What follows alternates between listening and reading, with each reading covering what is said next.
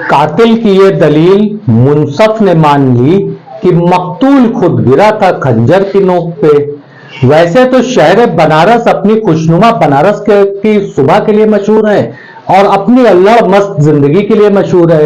एक ऐसा शहर जहां लोग मरने की तमन्ना लेकर के आते हैं, वहां हम पैदा होते हैं। यहाँ के रंगीन घाट आप देखिए, प्राचीन इमारतों को देखिए और दालमंडी की इस बड़े से एक मॉल को देखिए, जहां एक शादी की भी अगर पूरी परचेजिंग करनी है तो सारी सुविधाएं उपलब्ध रहती हैं। मशहूर दालमंडी अपना ऐतिहासिक महत्व भी रखता है, इसको हम अपने कई वीडियो में बता चुके हैं आपको। मगर आजकल दालमंडी जो है किसी और चीज के लिए महारत हासिल कर रहा है। ये कोई और चीज नहीं बल्कि प्रशासनिक उपेक्षा का शिकार है दालमंडी। उपेक्षा किस तरीके की साहब ये जो आप देख रहे हैं ये कोई समुंदर का किनारा नहीं है, ये तो दालमंडी का बहता हुआ पनारा है। दालमंडी में सीवर कुछ इस तरीके से बह रहा है, उबल करके, ऐसा लग रहा है किसी कमनसीब का मुकद्दर फूट करके बह रहा हो। दालमंडी की आवाम बेहाल है, परेशान हाल है, अपने जनप्रतिनिधि के पास दौड़ते दौड़ते तंगहाल हो चुकी है साहब। चौकों की व्यवस्था अल्लाह आलम बिस्सबाब के तरीके चल रही है और दालमंडी की दुर्व्यवस्था का शिकार होती जा रही है पूरी मार्केट। सीवर कोई ऐसी गली नहीं है जहां बह नहीं रहा हो। इस वक्त कलकल करते हुए जलकल विभाग का, वाराणसी के नगर निगम के जलकल विभाग का सीवर जो बह रहा है वो बह रहा है दालमंडी के बंशीधर कटरे के पास। हालात ऐसे हैं कि अगर 4 घंटा 5 घंटा ऐसे ही सीवर ये बहता रहा लगातार तो हो सकता है यहां से तैर करके पार करना पड़े या फिर नाव वगैरह से उस पार जाना पड़े। फिलहाल तो छलक के कम डिसाइड करके लोग काम चला ले रहे हैं, उछल कूद करते हुए कुछ इस तरीके से जिंदगी गुजर कर रहे हैं जैसे लग रहा है कि हम लोग आदि युग में वापस आ चुके हैं। जनप्रतिनिधित्व की बात अगर यहाँ पे किया जाता है तो आवाम जो अभी तक अपने जनप्रतिनिधि का जयकारा कर रही थी वो भी अब जनप्रतिनिधि के ऊपर सवाल उठा रही है और सवाल उठाना वाजिब भी है साहब। इस तरीके से बहता हुआ सीवर आखिर कब तक रहेगा? समस्याओं के निदान के लिए हमने कई वीडियो बनाए। कुछ जनप्रतिनिधि के बड़े ही अति निकटस्थ दुकानदार ऐसे थे जिन्होंने आपत्ति जताई तो हमने भी जन समस्याओं को दिखाना बंद कर दिया। भाई तुम्हारी दालमंडी, तुम्हारा घर, तुम्हारा मकान बह जाए सीवर की पानी में, हमने ठेका लेके रखा है क्या? आज इत्तेफाक तो देखिए साहब, वही जो कल तक हमसे रोना रोते थे कि हम खबर ना दिखाएं, आज वही हमको वीडियो भेज करके इस चीज की गुहार लगाते हैं कि हम खबर दिखाएं। इस जलकल के कलकल बहते हुए सीवर में बड़ी माननीय हमारी भाभी जी हैं नजमी सुल्तान साहिबा, 3000 का जूता पहन करके जा रही थी, बेचारी का जूता खराब हो गया। वो हमको फोन करके बोलने लग गई कि जूता खराब हो गया, 3000 का। प्रैक्टिस भी आजकल बहुत आलीशान नहीं चल रही है, खर्चा बहुत है, पैसा भी कम है। अब बताइए 3000 का जूता खराब हो गया। नगर निगम इस क्षेत्र का जनप्रतिनिधित्व करने वाले इंद्रेश जी है, भाजपा के वरिष्ठ नेता है। भाजपा ने इस आदि विशेश्वर की सीट को जीवन में पहली बार जीता है और जीवन में पहली बार जीतने के बाद इंद्रेश जी ने इस चीज का दावा किया, उनके समर्थकों ने दावा किया इस चीज का कि इस क्षेत्र में ऐतिहासिक कार्य होगा। तो ऐतिहासिक कार्य के लिए इंद्रेश जी ने एक प्रस्ताव पास करवाया नगर निगम के अंदर कि नगर निगम के विश्वनाथ कॉरिडोर के 3 किलोमीटर की परिधि के अंदर साहब मांस मदिरा बिक्री और सेवन ना हो और 6 लेन रोड बन जाए। उसके बाद जो भी हाल हो इसको कैबिनेट को भेजा जा चुका है साहब, मांस मदिरा बिक्री ना हो, 6 लेन रोड बने। हम तो कहते हैं 8 लेन की रोड बननी चाहिए और ठठेरी बाजार और रेशम कटरा में भी चौड़ी सड़कें होनी चाहिए, उसकी बात नहीं है। फिलहाल यह समस्या तो सीवर की है। सीवर की समस्या के लिए इंद्रेश जी के ही एक समर्थक दुकानदार है असलम भाई, लोग प्यार से उन्हें असलम चप्पल कहते हैं। फिलहाल तो एंटीक आइटम का वो कारोबार करते हैं मगर कभी चप्पल का कारोबार किया करते थे।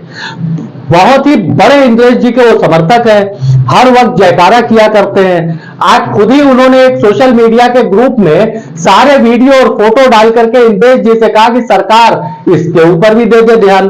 बहरहाल साहब, हम जनप्रतिनिधि के ऊपर कोई आरोप नहीं लगाते, जनप्रतिनिधि आपका पनारा साफ करवाने के लिए नहीं बैठा हुआ है। हाँ, जनता को जरूर ये चीज कहना चाहते हैं कि आपके पास भी जलकल विभाग का शिकायती नंबर है, वहां के जेई का नंबर है, वहां के सुपरवाइजर का नंबर है। आपको शिकायत अपनी दर्ज करवाना चाहिए। जहां तक हमको जानकारी प्राप्त हुई है, इस संबंध में कोई भी शिकायत दर्ज नहीं हुई है और उच्चाधिकारियों से हुई वार्ता के अनुसार आज रात में या कल सुबह तक इस सीवर की समस्या का अभी तो निस्तारण हो जाएगा, मगर परमानेंट निस्तारण करने के लिए इस पूरे सीवर लाइन को बदलने की प्रक्रिया भी अभी चल रही है। हमारी इस संबंध में इंद्रेश जी से कोई बात नहीं हो पाई है। इंद्रेश जी को हम संपर्क करने की कोशिश किया था, मगर लग रहा है इंद्रेश जी कहीं व्यस्त थे, उनका मोबाइल नेटवर्क में नहीं था, हमारी बात नहीं हो पाई है। मैं स्पष्ट कहना चाहता हूं, हमारी कोई व्यक्तिगत उनसे जो है कोई ऐसा है नहीं कि हमारा कोई व्यक्तिगत जो है उनसे तनाव हो। इंद्रेश जी बहुत सज्जन आदमी है, कई बार हमारी टेलीफोन पे उनसे बात हो चुकी है, उन्होंने चाय पीने की हमको दावत भी दिया और इत्तेफाक की बात है हमारी कम किस्मती साहब कि वक्त की तंगी के वजह से इंद्रेश जी के साथ हम चाय नहीं पी पा रहे हैं। मगर हाँ, एक चीज तो जरूर है कि जलकल विभाग के स्थानीय जेई, स्थानीय सुपरवाइजर, हकीकत में बताऊं आपको तो यहाँ के कर्मचारी जलकल विभाग के कार्य के नाम पे सिर्फ और सिर्फ कागजी घोड़े दौड़ाते हैं। सफाई के नाम पे 2 फर्राटी डाल करके किसी तरीके से पानी निकाल दिया जाता है, मगर समस्याओं का परमानेंट निस्तारण नहीं किया जाता है। और यह भी मैं स्पष्टता बताता चलूं कि जलकल विभाग के जीएम को अगर समस्याएं उनको पता चलती है तो वो स्वतः संज्ञान लेकर के इस तरीके की कई समस्याओं को उन्होंने निस्तारण करवाया है और स्वयं मैंने भी उनको कुछ समस्याओं से अवगत करवाया है। तो 24 घंटे के अंदर अंदर उन समस्याओं का निस्तारण हुआ है। इन शब्दों को कोई इस वजह से ना जाने कि मैं वहां के जीएम साहब के लिए जयकारा कर रहा हूं या पार्षद इंद्रेश की कोई बढ़ाई कर रहा हूं, ऐसा कुछ नहीं है। न मेरा व्यक्तिगत कोई कार्य पार्षद इंद्रेश से अटकना है, न व्यक्तिगत कोई कार्य जो है जीएम साहब से अटकना है। और साहब प्राइवेट विज्ञापन तो हम लेते ही नहीं है, तो क्या करेंगे विज्ञापन लेकर के, तो विज्ञापन की भी लालच हमको नहीं है। मगर जो वास्तविकता है उसके ऊपर बात होनी चाहिए। पत्रकारिता का हक केवल आरोप लगाना नहीं है, यहां आवाम को भी अपने कर्तव्यों का निर्वहन करना चाहिए। आवाम अपने कर्तव्यों का निर्वहन नहीं करती है। हम समाचार दिखाते हैं तो यही लोग हमसे कहते हैं कि साहब आप खबर दिखाएंगे तो काम नहीं होगा। क्यों साहब? क्योंकि इंद्रेश जी के कुछ चाहने वालों ने उनसे कह दिया। और यह भी मैं आपको स्पष्ट रूप से बता दूं कि इंद्रेश कुमार ने कभी भी इस तरीके का कोई शब्द नहीं इस्तेमाल किया। हाँ, उनके तक अगर कोई समस्या लेके पहुंचा तो उनके अनुसार उन्होंने जैसा बताया कि मैंने समस्याओं का निस्तारण करवाया, मगर फिर भी अगर कोई इसमें किसी को कोई नाम लेता है या कोई बात करता है तो एक अलग सी बात है, हम उसके ऊपर कोई आरोप प्रत्यारोप नहीं कर सकते। मगर जिस तरीके से नागरिक अधिकार हमारे पास है, जिस तरीके से संवैधानिक अधिकार हमारे पास है, तो कुछ संवैधानिक दायित्व भी हमारा बनता है कि हमको अपनी समस्याओं की शिकायत कम से कम संबंधित विभाग को करना चाहिए। सोशल मीडिया पे असलम भाई ने जिस तरीके से उठा के फोटो और वीडियो वायरल करके कहा कि हम इंद्रेश जी से आशा करते हैं कि इस चीज का समस्या का निस्तारण करवाएं, तो वही हमारे असलम भाई बड़ी मोअज़्ज़िज़ शख्सियत है, बहुत अच्छे इंसान है। अक्सर मिलते हैं तो हमको चाय पिलाने के जो है बड़ी जिद करते हैं वो, बस वक्त ये है कि मिल नहीं पाते हैं। तो असलम भाई को सोशल मीडिया पे वीडियो और फोटो इसको वायरल करने के पहले उनको खुद एक फोन करके कंप्लेन कर देना चाहिए। साहब आउटगोइंग इनकमिंग जो है सभी के मोबाइल में फ्री रहती है, मगर असलम भाई ने अपने कर्तव्यों का इतिश्री किया सोशल मीडिया पे पोस्ट करके। हाँ, यह जरूर है कि नजमी सुल्तान जी से जब हमारी बात हुई तो उन्होंने बताया कि मैं वहां पे तो मूल निवासी नहीं हूं जिस जगह पे ये समस्या है, मगर फिर भी मैं कल वर्किंग आवर में इसकी कंप्लेन करूंगी। हाँ, अफसोस इस बात का है कि हमारी नजमी भाभी का 3000 का जूता खराब हो गया है। वो हमसे कह रही थी 3000 का जूता खराब हो गया है। बहरहाल साहब, दाल मंडी की समस्या खाली यहीं तक सीमित नहीं है। दाल मंडी की समस्या एक तरीके से आप देखिएगा तो नगर निगम की उपेक्षा का पूरी तरीके से शिकार हो चुकी है।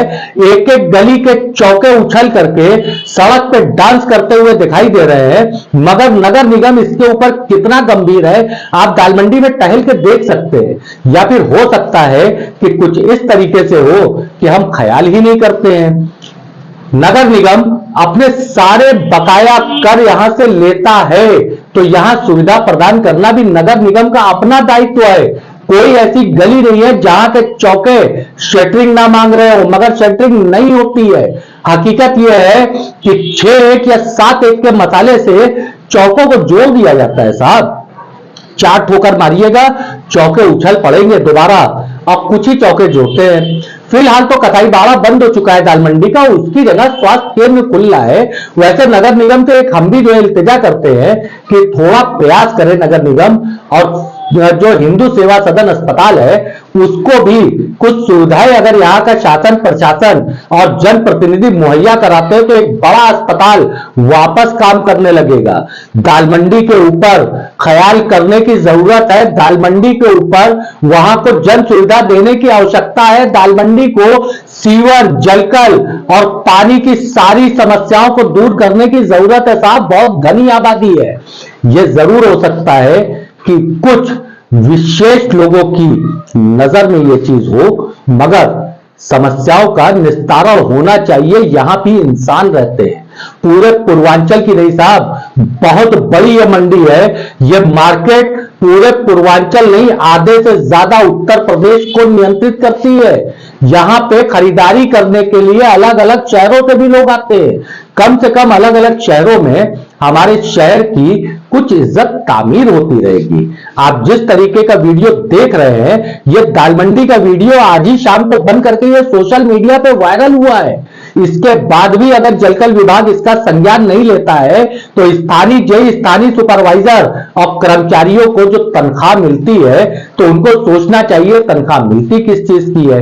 बहरहाल साहब, एक बड़ा खूबसूरत सा शेर याद आ गया, कभी पसंद आए तो याद करिएगा कि शाकाहारी है मेरे दोस्त तुम्हारे खंजर।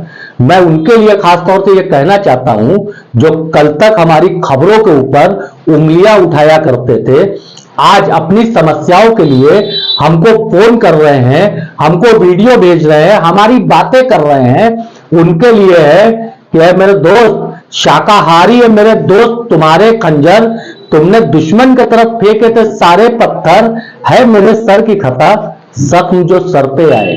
आदाब, मैं तारिक आजमी।